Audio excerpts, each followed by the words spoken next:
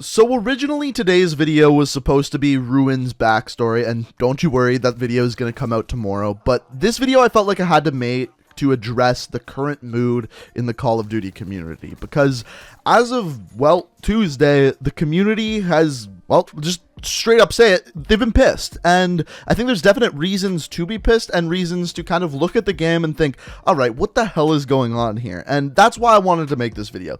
This video isn't going to be purely complaining, it's going to be mainly focused on the most recent event, the Shamrock and Awe event, or as I like to call it, the Shamrock and Fail event, because of what this has done to the community. And on top of that, I just want to talk about the state of the game, how people are dropping off this game like flies, and why, and how it can be fixed. I don't want this just to be a purely negative video. I want this to look at how Black Ops 4 can become the best possible game. So first of all, I want to start this video by giving Treyarch some props, because I think Tuesday's BlackOut update was perfect. I think it's exactly what BlackOut needed. It was a facelift to what the map looked like. On top of that, added some new weapons, some new leprechauns you can find, pots of gold. It added just the right amount of things that they should be adding in every 2 to 3 weeks within the game to keep it fresh. So BlackOut, I don't think is in a terrible state. I think BlackOut is in a pretty good place. This is mainly going to be focused on multiplayer, the game mode that's really undeniably Call of Duty's bread and butter. So when we look at the Shamrock and Awe event for multiplayer,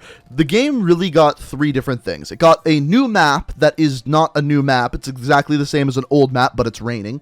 It also got a new game mode that's a recreation of Fracture from Black Ops 3. I'm not going to lie, I really like this game mode, probably my new favorite game mode that they added into the game, which I like, and adds some replayability to the game, which, by the way, that replayability word you're going to hear a lot throughout this video. So it adds a bit of replayability, but not a lot. After I've played that game mode for 3 days, I'm once again then in the same spot as if I was playing Team Deathmatch or Kill Confirmed, something along those lines. And this is really the good part of the update. This is the thing that I've been playing the past couple of days on stream, and speaking of which, I will be streaming tonight around 7:30 p.m. Eastern Standard Time. I will be doing an open lobby, which means you guys actually get the opportunity to play some Black Ops 4 with me. So if you want to check that out, it'll be the first link down in the description. We'll be playing the new stockpile game mode, trying to play on the new map, and later in the stream, we'll be playing BlackOut as well, like I normally do. So if you want to check out the stream, like I said, first link down in the description, and hopefully I see you there around 7:30 p.m. Eastern Time. So the things we've talked about so far are really the good parts of Shamrock and Awe. The bad parts are when we move into the Contraband system. You see, a lot of people with this event thought we were going to be getting something similar to the Christmas event or the Barbarians event, where they give us another extra 25 tiers or so of the Contraband stream, and you can level it up, and at the very end, get a weapon, get something cool. In other words, get some good items. And we did not get that. What we got instead was a $20 pass to give you a bunch of St. Patrick's Day themed items. And a lot of people looked at this as though they had to pay $20 to get access to the Shamrock and Awe event. And that's not exactly what it was, but I can see where people are coming from there. It's absolutely a problem, because what we were expecting is not what we got. And I think a big part of the problem there isn't just the event, it's also the communication and transparency between the developer and the players of the game. As much as people like hating on Fortnite, you have to admit the developers do a really good job of letting people know what's going on with the game. They still tease things like map changes and some updates coming to the game, but when an update actually comes out, the patch notes are up that minute that the update comes out, or sometimes even before the update comes out. If you look at the Shamrock and Awe event, the patch notes didn't come out until 6 hours after the event went live, which means a lot of people just didn't know what the hell was going on. And of course, this creates a problem when the event appears to be a $20 pay-to-play event, which is frustrating when you're already playing a pay-to-play game. But even when Treyarch put out the patch notes, they didn't address some things that went live in the patch. For example, players reported that they were playing Team Deathmatch, that they didn't have the Black Ops pass, and all of a sudden, the new DLC maps were showing up in Team Deathmatch when they didn't have the Black Ops pass.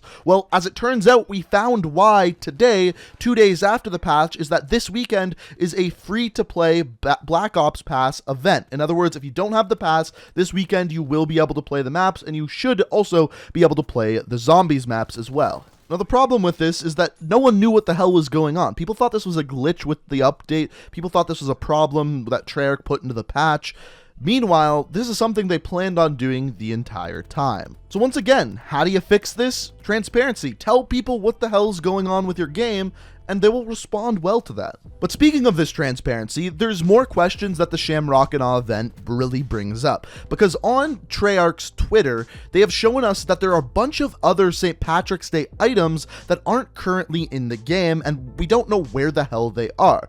Now, some people are guessing that there will be a 25 tier event coming to the black market. When? We don't really know, but people are thinking it's coming because there needs to be a way where all of these items get added in. Now, the weird part about this is St. Patrick's Day is this Sunday, which means they don't really have much time to introduce these St. Patrick's Day items before the actual day. So a very weird thing there as well. On top of that, we don't even know for sure whether that's what they are doing or not. So again, how could this be fixed? How could the rage around the $20 event be fixed? If Treyarch just simply came out on Tuesday and told us, don't you worry, there will be a free event coming, it just wasn't ready for this Tuesday. It will be coming out on this day. But I don't mean to be all negative, but I don't think that's the case. I don't think there's going to be a 25 tier event. I'm pretty sure all these green items that we just saw are going to be added to reserves. But hey, that's just my guess. I don't know that for sure. I'm just guessing. But just like me, people are just guessing, and as people do, they're assuming the worst. They're assuming that all of these items that are for the St. Patrick's Day event are going to be, you have to buy them. You have to spend COD points on them. They won't be in a free pass. But if Treyarch came out and told us what's going on, all of that speculation would be gone, and people could move on with their life and maybe even say something good about Call of Duty. Could you imagine that? So this brings us into the second part of the video, the part where I kind of just want to talk about the state of the game and how it can be improved. And the real reason I want to talk about this is because I think the biggest problem is the lack of replayability in the game, and the event Shamrock and Awe plays into this to a huge extent. And I actually saw the exclusive Ace make a video on this yesterday, and he did an incredibly good job. I'm going to touch on some things that he didn't, but if you want to check out his video, I'll leave a link down in the description because he did do a really good job, and it's talking about a similar kind of thing. So after this video, if you want to check that one out, like I said, it'll be down in the description. But the replayability problem in this game is huge. Now, the reason why this game, I think, was so successful when it first came out, multiplayer-wise, is because it had a different gameplay loop. The game was different. It was a different type of Call of Duty. Every player had 150 health, there was manual health regeneration, and it was just different than your normal Call of Duty game, and because of that, I think it attracted a lot of players. On top of that, because of this new system, there's a higher skill gap, which is fantastic. It makes the good players that much better, and makes it so that newer players have a lot to learn. I think that's a good thing for the game. However, because of this, they added more specialist abilities and specialist characters to help out the noobs. Now, this has been one of the most frustrating things in the game for me. I honestly think that I get killed more by specialist items or weapons than I do guns in this game. I honestly think that. And believe it or not, I think it's okay that Call of Duty can be frustrating. I think any game can be frustrating. When you die, it's annoying. But there has to be something that makes up for that frustration. A perfect example of this is Call of Duty Modern Warfare 2, one of the most popular Call of Duty games, and a game that a lot of people say is their favorite COD of all time, has to be one of the most frustrating Call of Duties of all time. One-man army noob tube, ridiculously overpowered streaks, ridiculously overpowered guns, yet people still love the game. And I think it's because that game constantly gave something for players to grind towards, and that would be the tactical nuke. Now, the nuke wasn't hard to get. In fact, your score streaks helped you get it. So if you ran Harrier, Chopper Gunner, Nuke, a lot of the time, if you're a decent player, you could get it. But players had a reason to play, something to play for, and play through that frustration. Black Ops 4 doesn't have that thing to play for. So first of all, I know you could argue and say that Black Ops 4 does have the nuclear medal, but it's exactly that. It's just a medal. Nobody else in the lobby knows you got it. It doesn't set off a bomb. It doesn't get you any more kills like a DNA bomb, V2 missile, or nuke in Modern Warfare 2 did. In fact, the nuke in Modern Warfare 2 completely ended the game. That made you feel pretty good about yourself. But if you follow Call of Duty, you know that David Vonderhaar isn't a very big fan of the nuke, so that's probably not going to be added into any Treyarch games. But I don't necessarily mean something like that players have to play for. I mean just something to cause players to come back every single day, play the game over and over again, and have something to play for. A great example of this is in Black Ops 3, they had Hero Gear. Hero Gear was basically the dark matter of specialist characters. Once you unlocked all the specialist characters, you could complete challenges for them and unlock skins that looked really damn cool. And this was fantastic, and it gave you something to grind for, similar to dark matter. However, Black Ops 4 doesn't have it. I'm not really sure why, but they don't. Another reason why this is good for the game is because it gives you a reason to play as specialist characters you don't normally play as. For example, I don't play as Torque. I just never play as Torque. But if I was going for Hero Gear, I would have to grind for that, and it would make me play the game a little bit different and add that word we talked about, replayability. Another thing that games do to increase the replayability is daily and weekly challenges. So daily and weekly challenges are something that the past few Call of Duty games have had. They actually started in Black Ops 3. Now, I know they were added into Black Ops 3 late, but ever since, Infinite Warfare had them and Call of Duty World War II had them. Now, the way that they worked in previous games is they gave you a currency, whether that is armory credits in Call of Duty World War II, or whether that's crypto keys in Black Ops 3. It gave you a currency so that way you could buy supply drops or get certain items within the game. You could literally buy weapons with armory credits right away in Call of Duty World War II. This made it so that right when they introduced a new event, you could go ahead, buy that weapon, and have it immediately. Or, if you didn't have enough armory credits, you could grind out the game, play over and over again, and actually purchase those weapons. Now, the way that Call of Duty Black Ops 4 is doing this is with the tier system. You literally grind out the game, play over time, and then all of a sudden you reach tier 100 and you have the new weapons.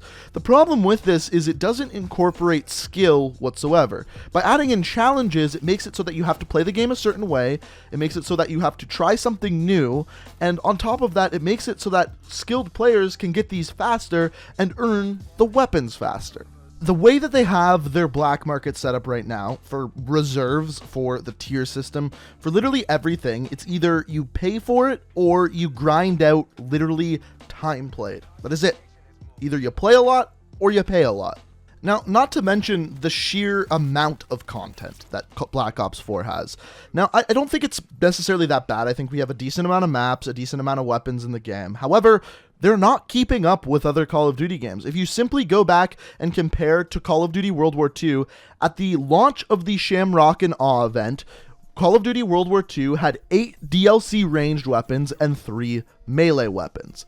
Now, Black Ops 4 has 5 ranged weapons and 3 melee DLC weapons. Less weapons in a longer amount of time. You have to remember, Call of Duty World War II came out a month after Black Ops 4 did. It came out in November, Black Ops 4 came out in October. So Black Ops 4 has been out for a month longer and has 3 less DLC weapons. That's a problem. And the final problem, and we've kind of addressed this already in this video, is the Black Ops Pass. The Black Ops Pass is so anti-consumer, it's unbelievable. So as I mentioned, this week and this weekend have been a free-to-play event for Black Ops Pass maps, which means everyone has the exact same maps, the exact same game, and is playing the same thing. Now, what I've noticed over the past week is my lobbies have been easier, I've been finding games faster, and that is because everyone has the maps. More people are playing the same game that I am.